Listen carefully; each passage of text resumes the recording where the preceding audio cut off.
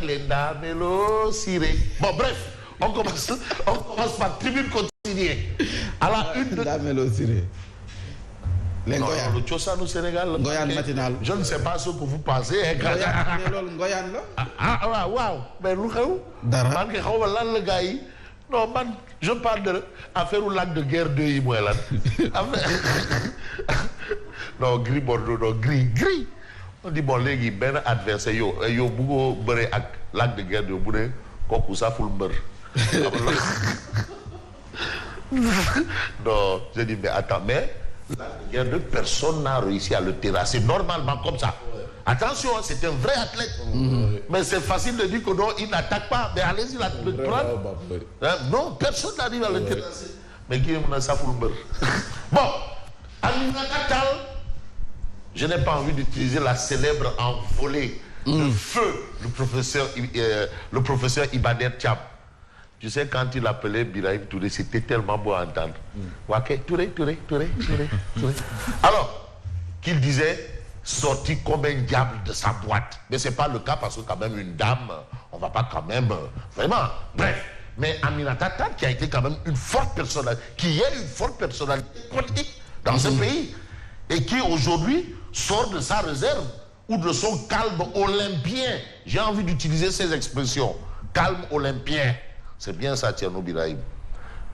Pour dire par rapport à la situation, parce qu'aujourd'hui, tous ceux qui se taisent, qui ne disent mot, consent. Ah oui, non.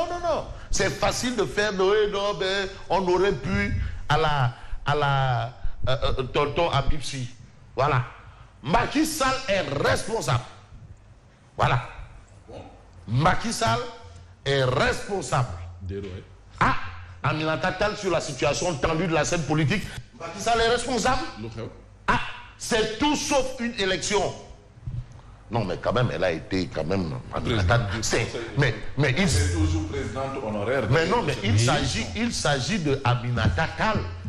Non, je ne parle pas de... C'est Aminata Tall. Non, demandez. C'est Aminata Tall. Quand Aminata Tall parle, ça, ce sont des égéries. Aïda nous devons tous mener le combat. Ah, contre. Contre Macky Sall. Contre Macky Sall. Contre Macky Sall. Mais j'attends la réaction de Macky Sall. Ils vont bon, vous avez Bougane Gueye Dany. Non, mais c'est non, ça c'est le tigre de Cité Keur Gorgui. Le tigre de Cité Keur Gorgui. Bougane Gueye Dany situe les responsabilités.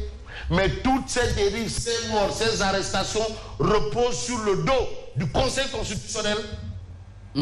Bougane Gueye Dany dixit dans la tribune. Donc lui, il dit que c'est le Conseil constitutionnel. Mais Babacar Ba du Forum du Justiciable, il m'a rappelé que ce n'est pas Forum du Justifiable, c'est Justiciable. Donc comme il est revenu sur terre, parce que... mais il dit que l'inexécution des décisions du Conseil constitutionnel serait un précédent très dangereux pour la stabilité juridique. Parce que aussi il y a un problème. Si on n'exécute pas cette décision-là, comment on fait? Mais on brûle le Conseil constitutionnel. Mais est-ce qu'on devrait brûler le Conseil constitutionnel? Attention. Où il s'agit de réformer. Ça c'est une autre paire de manches. C'est un autre débat. Non, là, c'est que Fofana, vous êtes en train d'intellectualiser le débat. Parce qu'il y a des gens qui ne comprennent rien. Bon, toutes ces dérives, ces morts, ces arrestations reposent sur le dos du Conseil constitutionnel. Mais vous avez Boubacar Ba qui dit, voilà, si on n'exécute pas aussi les décisions du Conseil constitutionnel, voilà. Mais manifestation non autorisée, provocation d'un attroupement et trouble à l'ordre public, Ahmed Aïdara, Déthié Fall, Mame Diarra Fam terminent leur marche en prison. Oui.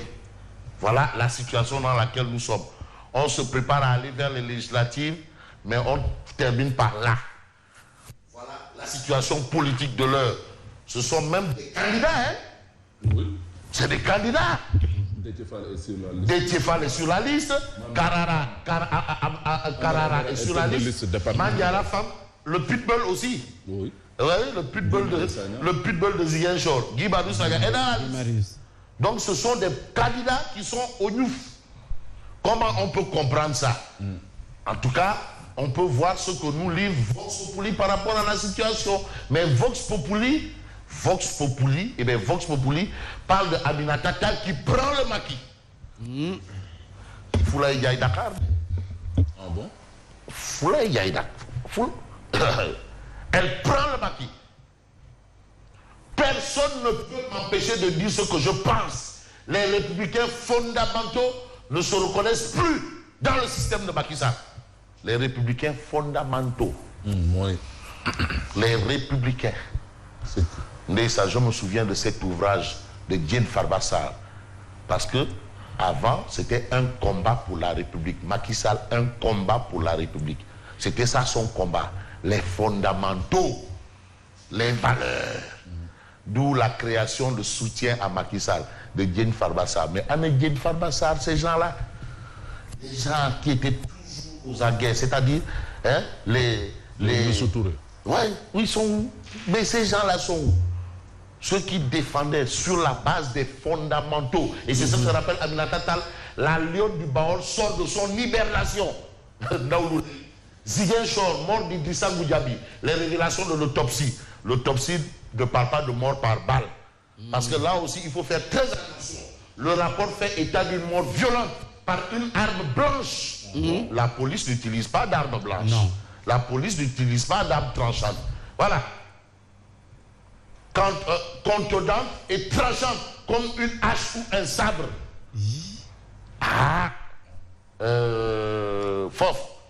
Il faut faire très attention. Parce qu'aujourd'hui, c'est quand même assez compliqué. Et pour comprendre que c'est très compliqué, je vous conseille de prendre l'observateur L'Obs. Je ne sais pas si l'observateur L'Obs est là. Parce que là aussi, c'est très compliqué. Il ne faut pas croire que tout ce qu'on dit qui n'arrange pas les uns, c'est vrai. Et ce qui arrange les uns, c'est pas vrai. Attention. Manifestation non autorisée du 17 juin. 1, 2, 3, 4, 1, 10. Des arrêtés risquent la prison à vie. 10 des arrêtés. Des arrêtés. On parle de plus de 200, 300. Mais 10 risquent la prison. Mais vous savez pourquoi? Exactement, oui. Mais dénommé la force spéciale. Le groupe d'assaillants présumés prévoyait, selon la police, de s'attaquer à la centrale électrique du Cap des Biches. Aux intérêts français et au domicile de certaines autorités de l'État. Mais qui va assumer ça? Il faut maintenant savoir qui assume cette partie. Il faut que quelqu'un assume ça. Qui pourrait assumer ça? Si on en arrive à ça. L'instigateur de tout ça. Qui est l'instigateur de ça? Oui. Il faut édifier. Non, là c'est l'observateur qui donne l'information. Les uns vous diront c'est comme ça. Les autres vous diront gars, ils sont du côté du pouvoir. L'information, c'est dans la Constitution. L'information, c'est quoi? Dénommer la force spéciale. Le groupe d'assaillants présumés prévoyait, selon la police, de s'attaquer à la centrale électrique du Cap des Biches aux intérêts français et au domicile de certaines autorités de l'État. En tout cas, on a vécu des délestages. Mais attention. Attention, vous savez, l'État a des informations que peut-être nous n'avons pas. On voit un dispositif, on croit que non, c'est pour une personne. La preuve est là. Benengini. Comment on va prendre cette information? Je crois que ça, c'est un problème. Surtout qu'autour de nous, on parle souvent de ceinture de... On est en Afrique de l'Ouest, hein? Oui, tout à fait. Le contexte de l'Afrique de l'Ouest, là, on sait, c'est quoi? On n'a pas besoin de réfléchir et de comprendre. Tout peut arriver. Je ne le souhaite pas, mais le Mali, là, c'est pas loin. Le Burkina aussi. Attention. Bon. On peut retenir aussi l'autre actualité. Yewwi reste sur scène. Législative, emprisonnement de leaders, nouvelle manifestation. Yewwi reste sur scène. Il s'agit de quoi? Il s'agit de concert de casserole, mercredi et marche le 29 juin. Mercredi, concert de casserole. Damelo Siré. À la une de l'As quotidien, c'est Mars Gay, l'ami de Biraï. et Sangalkam. Sangalkam.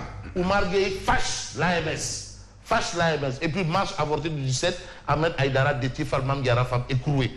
Ahmed Aïdara, notre confrère, qui est le maire de Guédiawaye. Nous sommes dans une situation assez compliquée. Mais sans reconnaissance, sans travail, dans l'enfer des réfugiés. Ça, c'est un dossier du quotidien Enquête.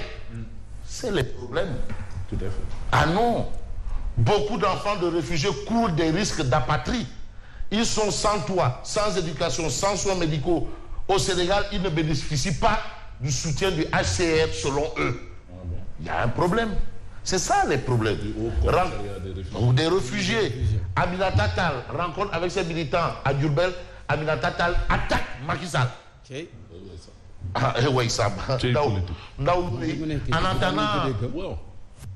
En attendant le Ndamelo Siré. Bess le jour parle de manifestation du 17 juin, concert de mandat de dépôt. En attendant le Ndamelo Siré. Bon. En tout cas, Direct News, législative 2022, gestion du processus électoral, Aminata Tall crache du feu sur le Baki. Aminata Tall crache du feu sur le maquis. Mais pour ce qui concerne un peu la situation, vous avez ici Déthié Fall, Mame Diarra, Ahmed Aïdara et autres placés sous mandat de dépôt, les complices arrêtés et les commanditaires libres. Les commanditaires Manam qui à Kerenkele, ils sont libres. Les complices arrêtés, les commanditaires libres, c'est ce qu'a dit Direct News ce matin. Hein?